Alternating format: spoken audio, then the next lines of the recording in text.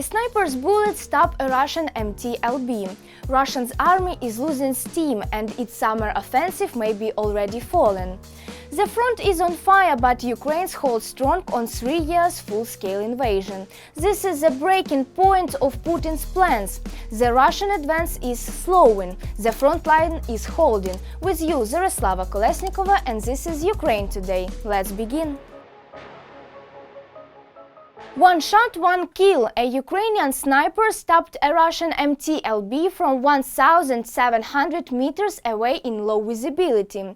The hit was so precise, enemy radio chatter exploded with panic. The driver's head is gone.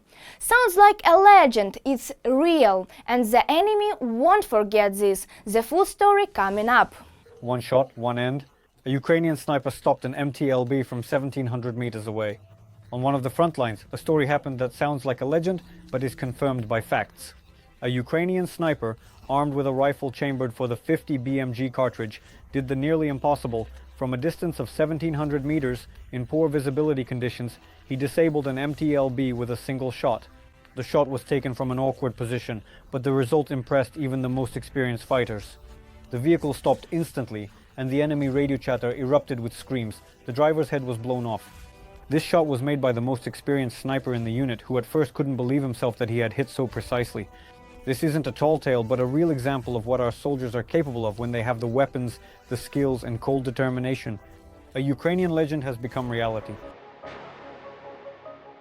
Russia is running low on strength, no clear offensive, no momentum. Motorcycles instead of tanks, chaos instead of strategy. Attacks now look clumsy. Motorcycles and cheap ATVs replace real armor, but Russian losses remain high. Is this the end of their spring push? Has the Second Army of the world finally burned out? Let's find out. Relentless assaults are taking their toll.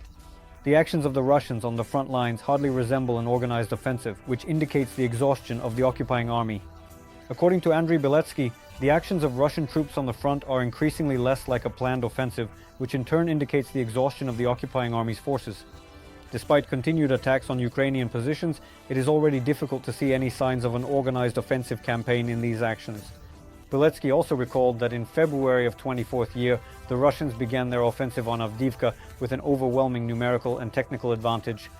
According to him, at that time, well-trained manpower was deployed.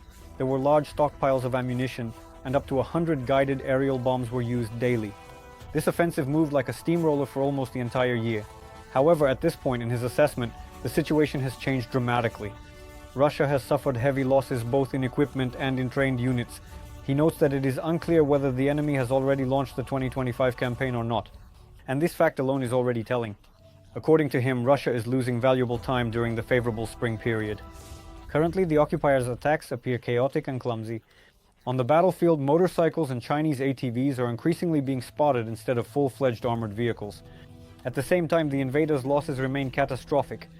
Beletsky also concludes that Russia is noticeably exhausted and has lost a significant part of its offensive potential. Putin is placing great hopes on the summer offensive and is confident that it will be successful.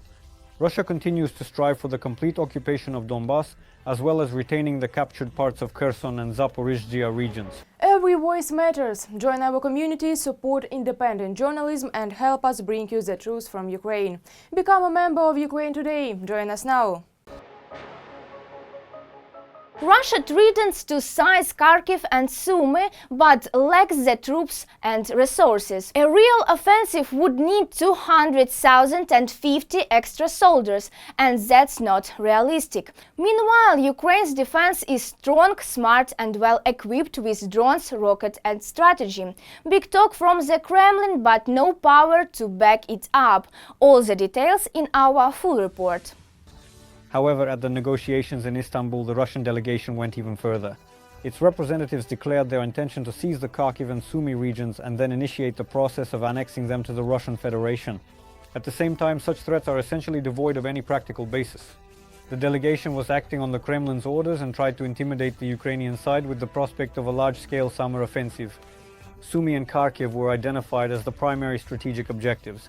However, Russia simply lacks the resources to carry out such plans.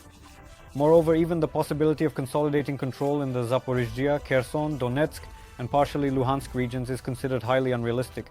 To launch a full-scale offensive operation in the Sumy and Kharkiv regions, Russia would have to mobilize up to 250,000 additional servicemen, even by the most conservative estimates. It is impossible to do this without weakening other sections of the front, especially considering that Ukrainian defense forces destroy up to 1,400 enemy personnel every day. This amounts to about 40,000 soldiers per month. A full-fledged army, which Russia is unable to replenish with the necessary numbers and equipment. Meanwhile, Ukrainian defenses in these directions are organized effectively. The defenders have fortified their positions and are using unconventional tactics to strike at reserves moving toward the front line, as well as actively employing reconnaissance, missiles and drones. All available resources, from aviation to modern unmanned systems, are being used to neutralize any enemy threats both on the ground and in the air. The situation at the front is as follows. It is the 1181st day of the war. The front remains extremely tense. In the past day there have been 175 combat engagements. The Russians carried out 78 airstrikes and dropped 124 guided aerial bombs, launched nearly 3,000 kamikaze drones, and The sky is full of drones, the ground shakes from constant fire. Russia threw wave after wave, but Ukraine stands firm. On every direction from Pokrovsk to Kharkiv, the battle is fierce. But it's not just defense, it's precision, resistance blow to the enemy. Can Ukraine keep holding under fire this intense? Can Russia break through, or is it breaking down? the main directions of the attacks are the east and south of Ukraine. The greatest pressure is on the Pokrovsk, Lyman and Kursk directions. Active assaults have also been recorded near Kharkiv, Kramatorsk, Toretsk and Kupiansk. Despite the intense pressure, the armed forces of Ukraine are holding the defensive line, delivering precise strikes on concentrations of enemy forces, command posts, equipment and artillery. The unmanned systems units of the 11th Brigade, named after Mikhailo Hrushevsky of the National Guard of Ukraine, carried out 320 fire strikes in the southern direction in just 1 week, destroying or damaging 248 locations of enemy personnel, 19 observation posts, 16 vehicles, 14 antennas, 6 mortars, 2 Tiger armored fighting vehicles, 2 D-30 howitzers, ammunition depots, satellite communication systems, generators and more. Also in March and April, on the Pokrovsk direction, FPV drone operators from the 55th Separate Artillery Brigade, Zaporizhzhia Sich, eliminated 91 occupiers, with an equal number wounded. Russia's losses over the past day amount to 1,040 personnel, 1 tank, 5 armored fighting vehicles, 118 UAVs and 88 pieces of equipment. Ukraine continues to wear down the enemy and confidently holds the defense. That's all for today.